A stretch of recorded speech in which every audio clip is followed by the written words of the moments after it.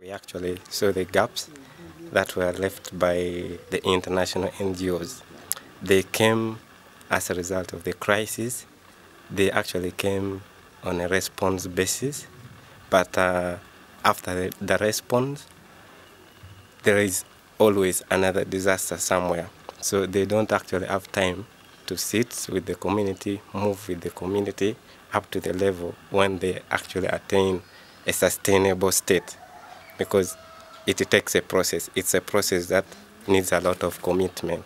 So, and in most cases, you need to actually use an organization that is initiated by the community, formed by the community, and is run by the community. With this organization that we have, or the community-based organizations actually do not look to the donors in order to operate. They actually first start by using the available resources to actually empower the community. So they use the available resources like land, like the skills that they have, anything that is around them, so that we want to make them know that hope and restoration as sustainable development does not come from outside, but it's within us. It's just on the mindset, especially in northern Uganda where people stayed in camps for like 10 years. So they relied on free things, let's say aid. So even after the war ended, some of them still want to depend on that. They are actually lazy to work. If a lot of people like the organization, big international organization, did not look at the sustainability of it, or what happens after that day of integration. I give an example of one that was done by IOM that I actually participated. By that time, we had not yet started up HTK. So it was done. We reintegrated these people.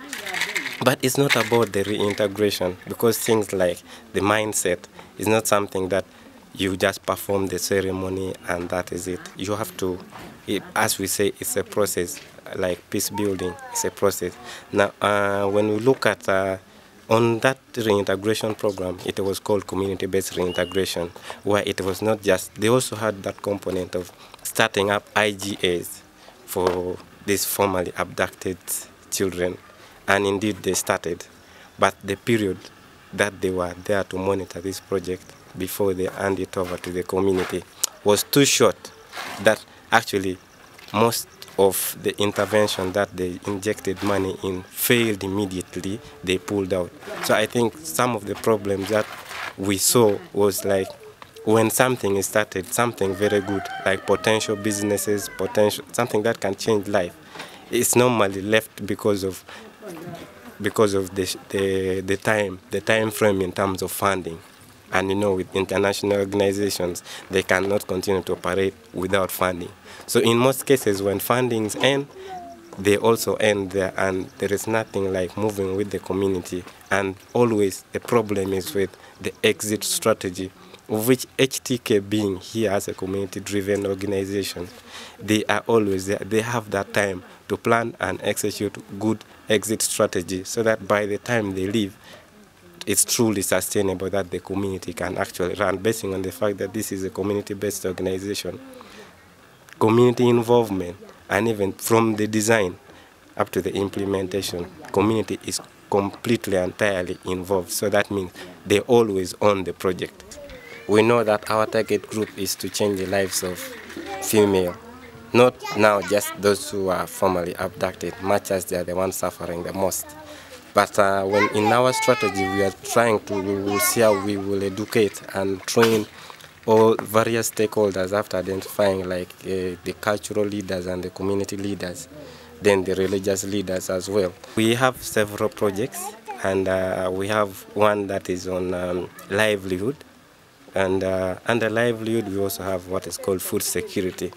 Because our target group, we target the vulnerable people, which cuts across, not specifically maybe like at the moment where we are looking at formerly abducted.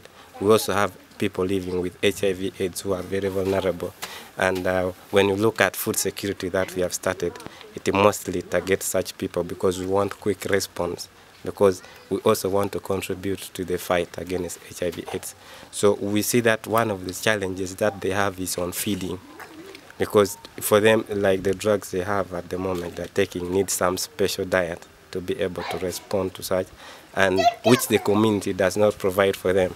So HTK is using the initiative of supplying them with assorted seeds, which they cannot afford or find in the market within northern Uganda.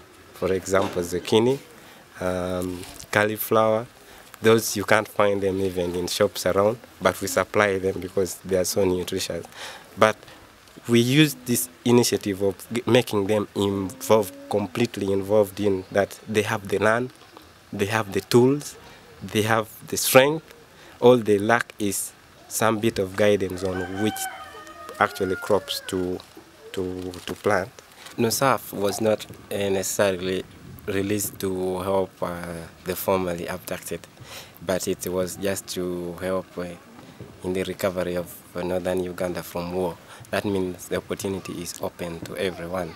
And I experienced in the first NUSAF that came up, and because it was open to everyone, so yeah, I did apply, much as by that time HTK had not yet started, but with corruption.